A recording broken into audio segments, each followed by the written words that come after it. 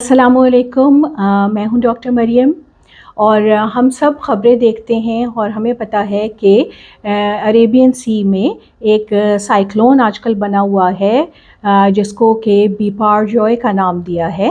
और ये बांग्लादेश के साइंटिस्ट ने इसको ये नाम दिया है। इस दफ़ा उनकी बारी थी नाम देने का और बंगाली में इसका मतलब है डिज़ास्टर, यानी तबाही करने वाला, तबाह कुन।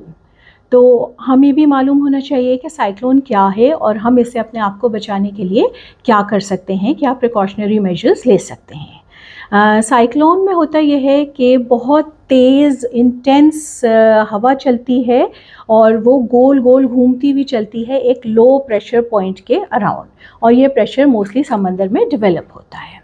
इसकी वजह से समंदर की लहरें बहुत ऊंची हो जाती हैं और वो आके साहिल समंदर पे टकराना शुरू कर देती हैं मेन साइक्लोन हिट करने से पहले से। तो हमें पता चलता है कि बीच समंदर में या बहुत दूर समंदर में एक ऐसा एरिया बन गया है।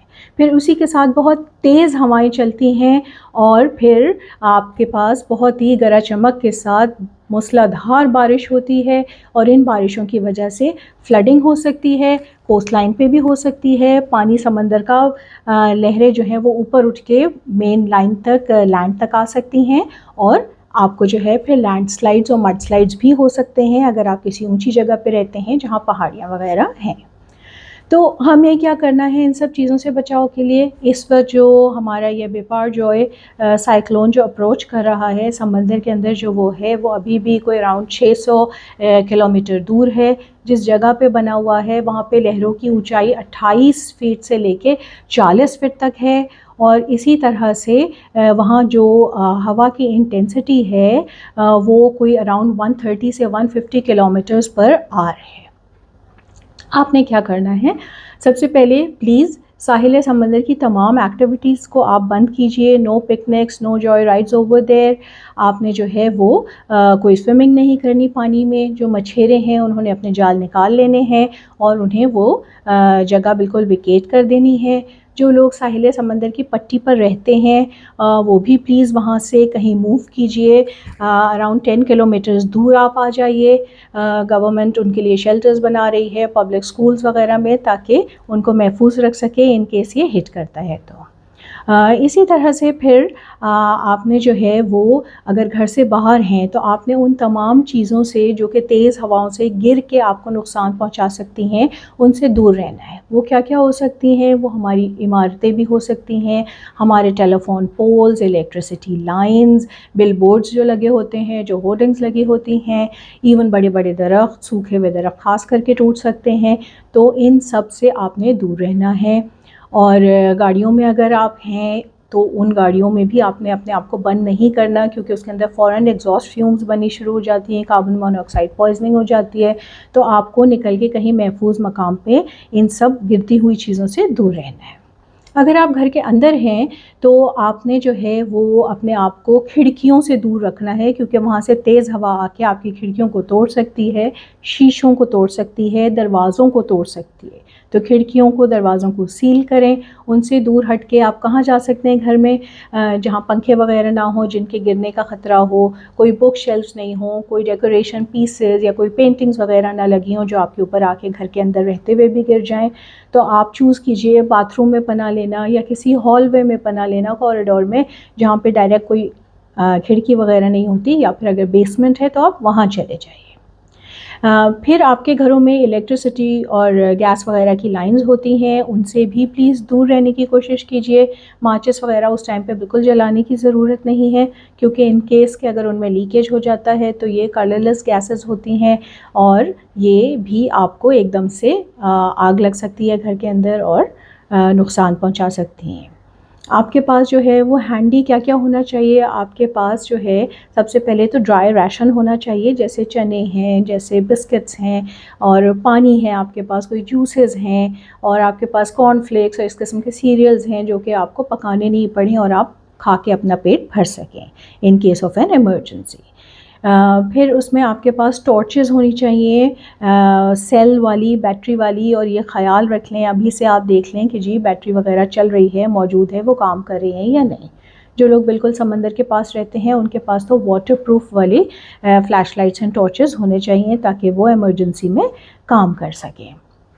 फिर इसी तरह से आपने अपने जो है वो फ़ोन्स को चार्ज रखना है। अपना एक एक इमरजेंसी बैग आपके पास तैयार होना चाहिए जिसमें आपके कोई आइडेंटिफिकेशन पेपर्स, थोड़े से पैसे और कोई ज़रूरी डॉक्यूमेंट्स हैं वो आपके पास हों कि गॉड फॉरबिड किसी भी वजह से अगर आपको घर छोड़ना भी पड़े तो उस वक्त आप इन चीज़ों की तलाश में कहीं घर के अंदर ना फंस जाएं। आप फ़ौरन अपना बैग उठाएं और आप चल पड़ें। तो प्लीज़ आप इन सब बातों का ख़याल कीजिए। और फिर हाँ, घर के अंदर अगर आप ट्रैप्ड हैं तो आपके पास एक फ़र्स्ट एड किट ज़रूर होना चाहिए ताकि आप फ़ौरी तिब्बी इमदाद दे सकें जब तक कि आप कहीं हॉस्पिटल पहुंच सकें या किसी डॉक्टर को कांटेक्ट कर सकें।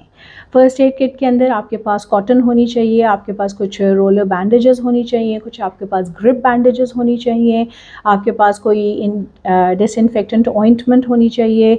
जैसे डिटॉल है वो आपके कोई खून वगैरह निकल रहा है तो आप साफ़ कर सकते हैं, पायोडीन है, पॉलीफेक्स की ऑइंटमेंट है आपके पास, बर्न्स के लिए एक आध ऑइंटमेंट बर्नॉल टाइप की आपके पास होनी चाहिए, और ये सर दर्द या उल्टी की टैबलेट्स आपके पास होनी चाहिए।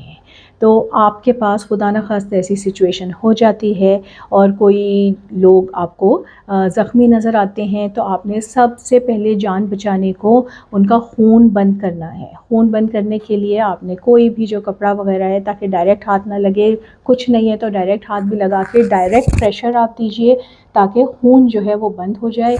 एरिया को हार्ट से ऊपर एलिवेट कीजिए कि ज़्यादा खून ना ज़ाया हो।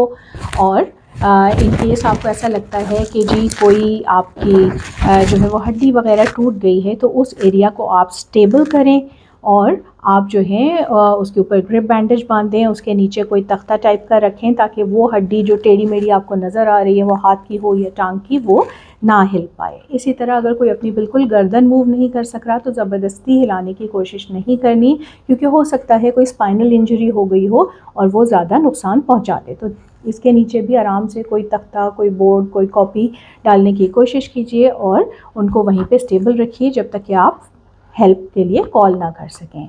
उसके लिए आपके फ़ोन्स भी जो हैं वो चार्ज होने चाहिए, हर वक्त उनको चार्ज करके रखें ताकि कभी भी ये प्रॉब्लम आए तो आपके पास कोई कॉन्टैक्ट लाइन मौजूद हो।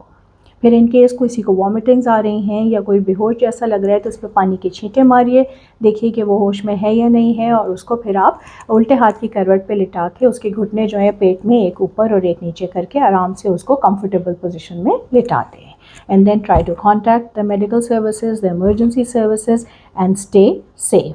So everyone just pray that we कि हमको ये तूफ़ान यहाँ तक पहुँचे ही नहीं, हम वैसे ही सेफ़ रहें, और इन केस अगर आता है तो फिर आप लोगों की ये तैयारी पूरी होनी चाहिए। तो प्लीज़ सब लोग अपना ख्याल रखिए and stay healthy and safe. अल्लाह हाफ़िज़।